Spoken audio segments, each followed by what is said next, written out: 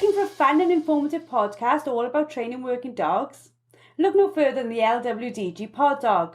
This weekly show is hosted by me, Jo Perrott, founder of the Ladies Working Dog Group, and I chat to experienced trainers and experts in the field who will give you helpful tips and advice. Whether you're just getting started or you've been working with dogs for years, this podcast will have something for you. So pull up a chair, pour yourself a cup of coffee and tune in to LWDG PODDOG. Let us help you build a better bond with your best friend. Hello and welcome to this week's episode of LWDG PODDOG.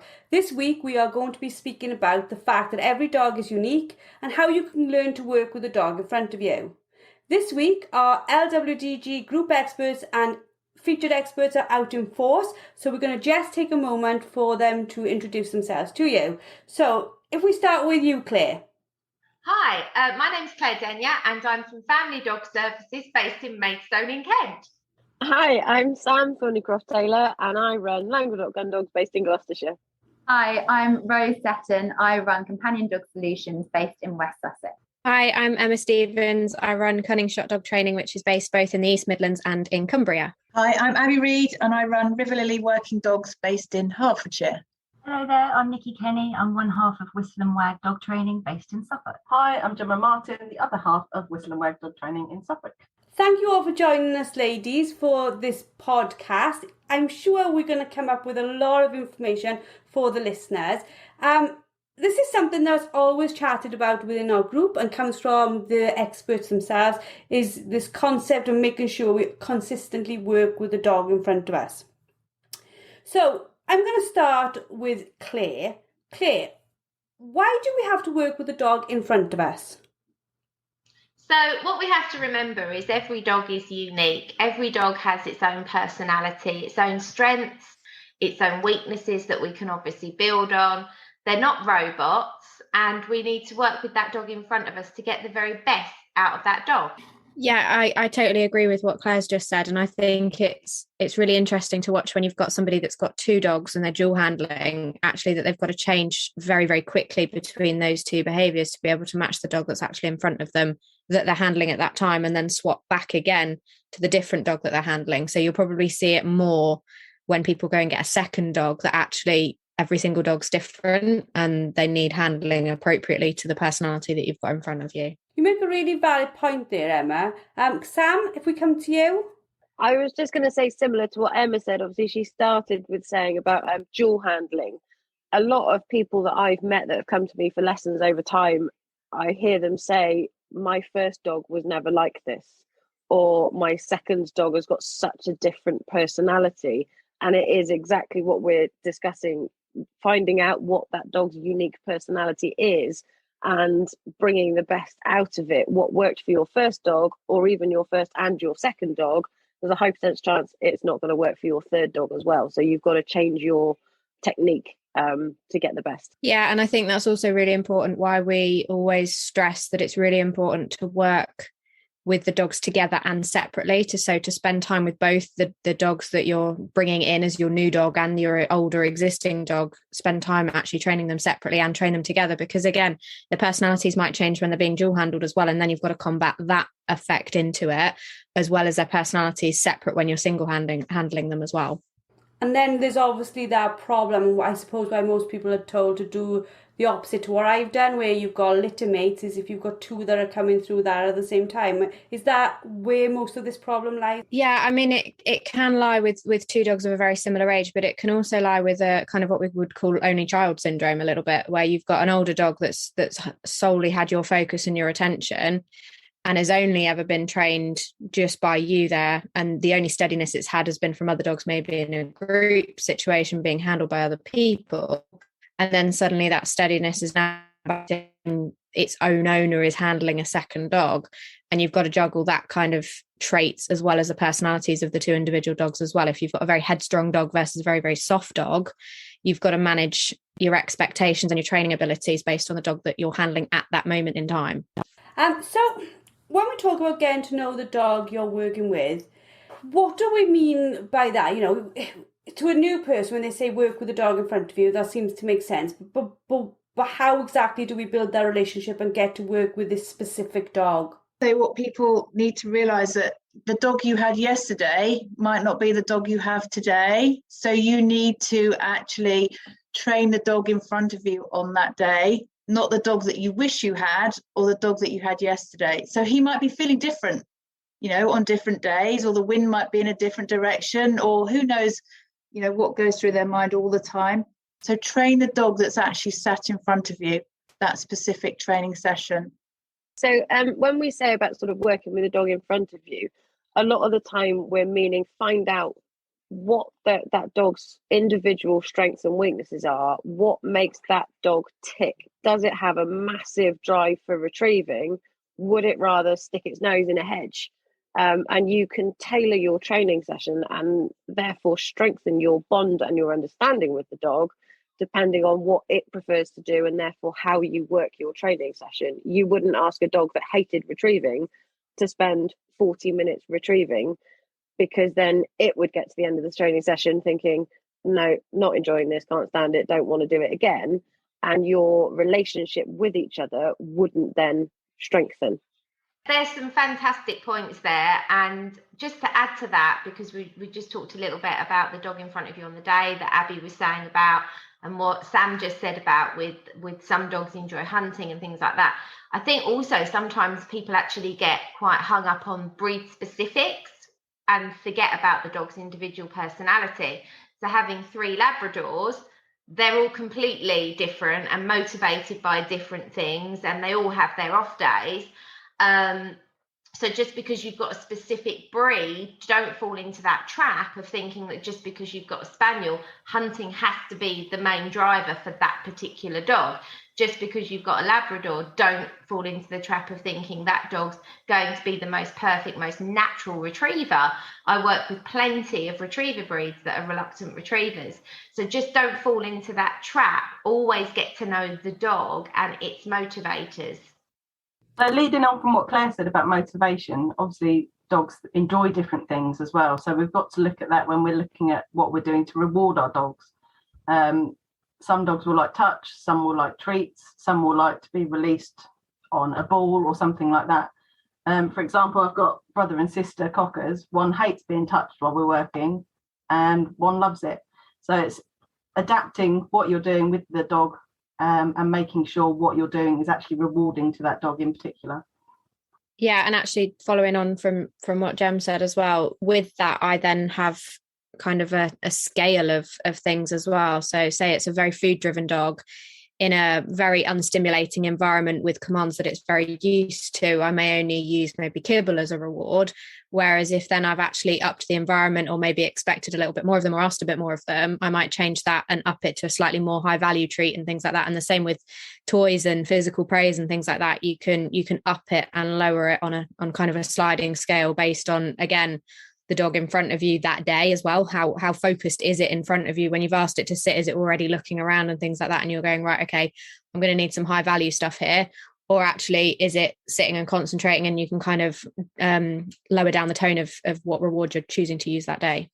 I was just going to follow on from what Abbie was saying about the dog. It's the same dog, but a different day. I guess I would say don't be afraid to pop that dog away in the crate for 5 minutes, give it a bit of a break, and then bring it back out again, because sometimes you get a very different dog. That's certainly what happened to me the other day with my cocker. He was just through the roof, popped him away, did something different, then came back out again, completely different dog after sort of 5-10 minutes break doing something else.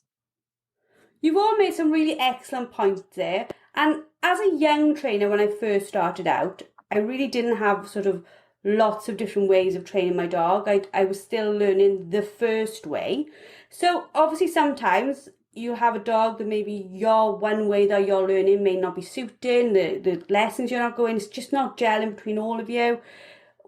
How do we deal with that, where we can teach ourselves more things to help the dog in front of us?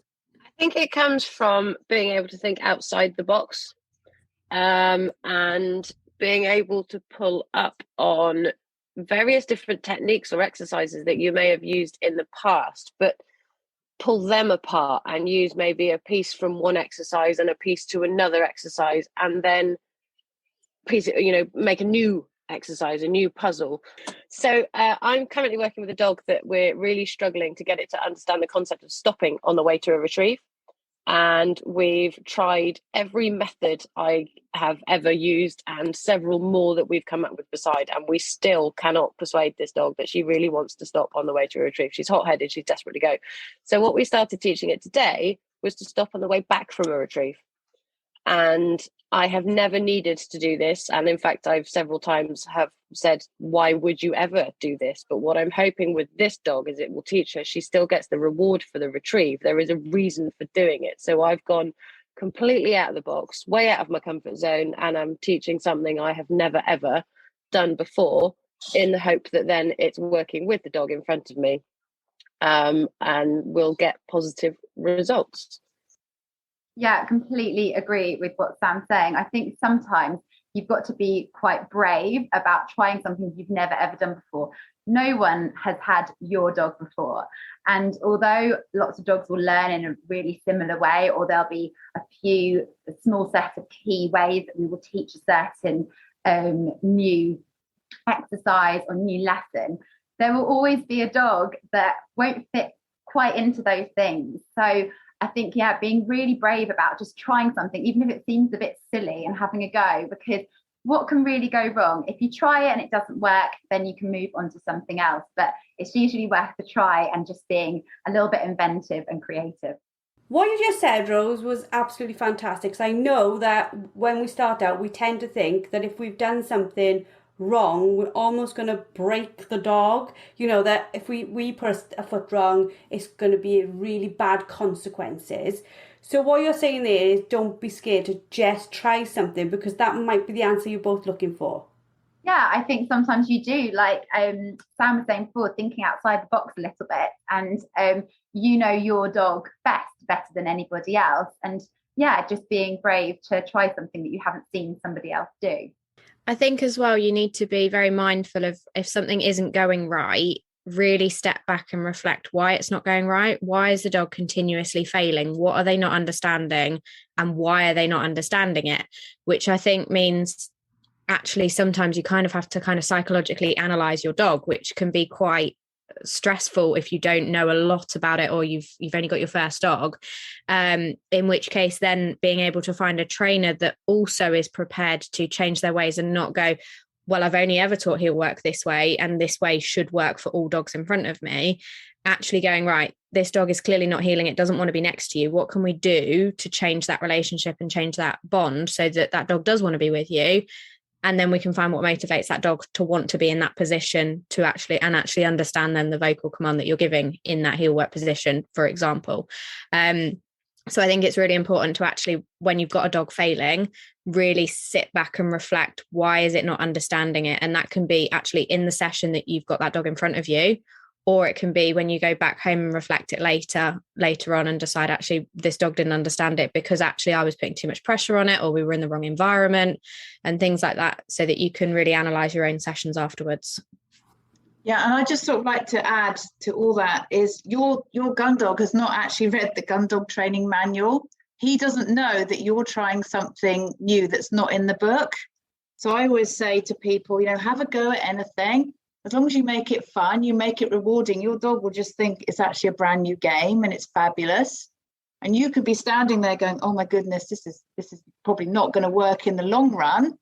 But it won't matter because your dog thinks it's fun, and you just never try that again, that little episode, that little exercise that you tried. So just have a go, make it fun, and who knows, it might work. So just adding on to what Emma was saying about reflecting, sometimes it's really good to actually record your sessions as well. So you can look back at what you were doing, and it gives you a sort of insight of what your body language was doing that you might not have been aware of. So that's also a good tool for reflecting on. I think this is one of the great things about the community, the Ladies Working Dog Group. You've got this amazing bunch of experts, group experts, featured experts, that we all come from very different backgrounds, and we all have slightly different ways of doing things, but we all carry the same sort of ethos about our training, and we're all very open-minded. And I think so often that's the scary thing, specifically in the gun dog training sport, is a lot of trainers are very much, it's my way or the highway. You either do it this way or you're out. Whereas we're all very much working together as a team. We're sharing ideas, we're sharing concepts so that we can help people to actually get to the end result with their dog, which otherwise they might not achieve, because they might think, well, this isn't working. This one technique that this gun dog trainer says should work doesn't work for my dog. My dog must be broken. So instead of working with the dog in front of them to get the result, they blame the dog instead of thinking, well, actually, we haven't really looked outside the box. We haven't really tried to work with this dog. I think as well, it's really easy to think my dog didn't complete the task, therefore we're a failure. And in actual fact, that was just a lesson. It didn't work, but it was actually a lesson that day that technique on that dog doesn't work. It didn't get the desired effect that you wanted. So you've then got to come up with a different lesson for it and hope that works. So I think the biggest thing is don't think failure means they're never going to do it. It just means they didn't do it that day. Some of the things you said, ladies, is absolutely spot on. Claire, the points you made about our community, I was literally thinking about this last night and about what it is that actually makes our community work. And I think it is being open to those different ideas. Definitely think over, coming up for 7 years now of us having the LWDG group, I've learned loads of different bits that I've pulled in. Like Emma taught me about place boards, and Sam has taught me stuff when I've gone to lessons. And in some way, every single one of you has taught me something. When I've watched the masterclasses, I watch them the same as the community do. And I learn so much from those masterclasses. But I do think the more we learn, the more capable we are of looking for different ideas, because we have started to see that there's potential to do many different things and still get a result that we want. I suppose a lot of people do get frustrated if they're having difficulty in moving the dog forward and they're not really thinking of ways that they can do it. So how is it that we can be very much tailored in our approach to just one dog? You know, it is very easy to judge them by our other dogs, isn't it? Yeah, I mean, it's not uncommon. A lot of people know that I have quite a lot of dogs, and it's very easy for me to judge the ones that I've trained and are out working to ones that are coming up and coming underneath them, especially also when they're related as well. So for me, I do sometimes have to, like, in a mid-training session, give myself a good talking to and go, look, this is not your 5-year-old experienced picking up dog. This is a 2-year-old inexperienced dog. It's not going to get it right every time like your other one does. You need to kind of lower your expectations, manage the environment better, and deal with the dog in front of you. And although a lot of them, due to just relationship and obviously then being bred by me and then trained by me, means that most of them follow kind of roughly what I would do training wise. Sometimes they completely throw a curveball at me and go, actually, no, I'm not like my dad at all. I'm completely different. And you need to then figure out how you're going to train me so that you get the best out of me. So I think it's really important, if you've got a second dog or you move on to multiple dogs, treat it as a complete individual. Don't try and compare it. And it's really easy to do, especially if you've had a very easy journey with your first one and then your second one comes in a little bit difficult. You kind of go, oh my God, what did I do? I must have done something different. In actual fact, you might have actually done everything exactly the same. It just didn't suit that dog that you were doing it with. So yeah, just think about the dog that you've got in front of you and don't try and compare it, because you'll have an easier journey if you don't compare it to other dogs. Yeah, absolutely. Following on from what Emma said as well, I think it's sometimes really easy to forget the work that you put in with an older dog that's trained already, or a dog that you had previously, or the dog that your parents had or a friend had, or that forget or didn't see all the work that went into that dog. So that when you've got a young dog and we try to rush them on and think, well, they should be at this stage by now, it's so easy to do that. And I often hear from people say, I've had 7 Labradors in my life. We've got this one now and things are different. But you can also be at a completely different stage in your life. Your environment and your lifestyle can be different. And all those things can play a part also in the way that you're approaching training your dog. Of course, the other fact is that this is a completely different dog. But yeah, I think it can be quite easy to kind of forget, oh, actually, all those hours I spent out with that older dog training them and how good they are now. So what the ladies just said actually just gave me a real aha moment, and I think it probably will for a lot of the people listening. It's just the end of the shoot season, and it was only a few days ago I said to John, well, I don't know why Rose suddenly has forgotten what a straight line is. Indy hasn't. Well, the difference might be that Indy's nearly 10 years old and has been doing this a really long time, and this was Rose's first full working season, and she's had a ball. I mean, she's been incredible, you know, and although I use different commands and different techniques for working her on different kinds of days, you know, she's young, so that's it. And it wasn't until them ladies just said that I just had a light bulb moment and went, yeah, I've just done that myself. Well done, Claire. But that's really lovely to hear as well, because we always think now when we look at the experts, we think, oh, they've got this sussed, and we are mere mortals in the shadows trying to match up with them. At least sometimes I definitely feel like that. But there's also that thing that we can have where not only are we comparing our dog to our other dogs, but we can compare our dog to the other dogs, like you said, in a shoot or in our group training. We can look at them and say, why is my dog, who's the same age, not doing the same as that dog? So this applies to that as well, doesn't it? It's just don't compare your dog to any other dog. I quite often hear from clients that I see or people that I speak to, they'll sort of say, well, my neighbour's got a dog that's just a week younger and it's doing far more than my dog is doing now. Or I went to puppy class and mine was the only one that couldn't recall past the distraction. But there is no guarantee. You can't tell me, or you can't say that you're not doing differently to what those other owners are doing, or that you're doing exactly the same as what those other owners are doing. Your situation is going to be different just as much as the dog is a different dog. Emma said earlier that we needed to sort of psychologically analyze the dog in front of us and work to its strengths in that way. And Jem touched on it when she said about body language. I think we also need to be critically aware of ourselves, and we need to psychologically analyze ourselves as much as we are the dog. The chances are, if we did something this morning and it went absolutely swimmingly, and then we went and had the most awful day at work and we tried to replicate that in the afternoon, it's not going to go exactly how it did this morning because we're not in a good place. And who's to say that the dog hasn't had a rough day as well at home? You know, you might have sat there going, well, come on, where's my lunch? And Dad doesn't come back to let me out.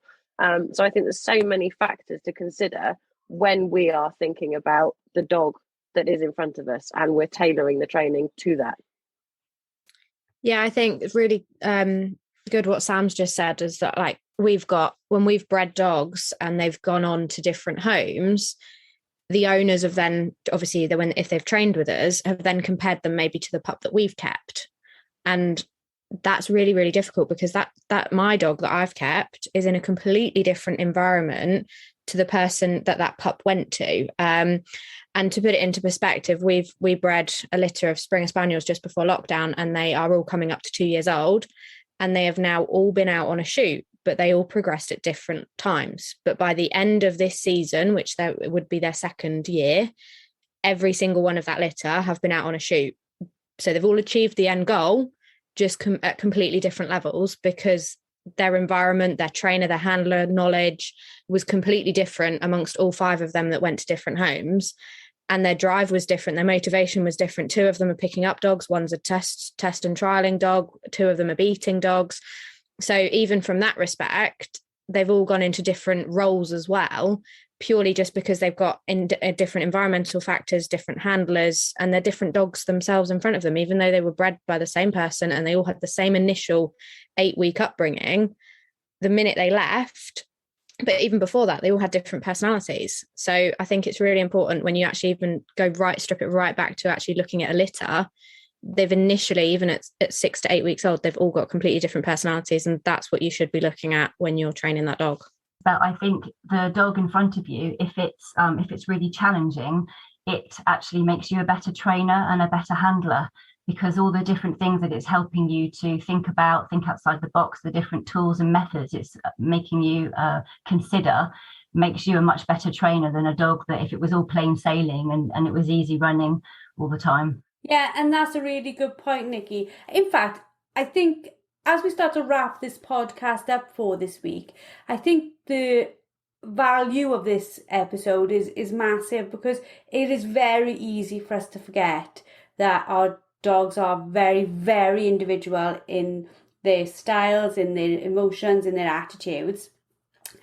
So I'd like to thank every single one of you for doing this podcast this week. It's been absolutely excellent. The 5 points that we've sort of covered, and if you're looking for the show notes on what we've covered, please see below the podcast. But I think they were all really, really important points for us to take away and to almost embed in ourselves as we go forward, handling and training our dogs. So thank you all for your help this week. Thank you to the listeners for coming back, listening to us week after week. We are very close to hitting 10,000 downloads in just 20 weeks, and that is global, most of them in the UK, but many, many other countries listening in. We are so thrilled you love it, and we love seeing your photos that you share, showing us how you're listening in. Share it with us on Instagram at Ladies Working Dogs, or tag us in your posts on Facebook. Until next week, have a fantastic week and enjoy training. Thank you for listening to LWDG PODDOG with me, Jo Perrott.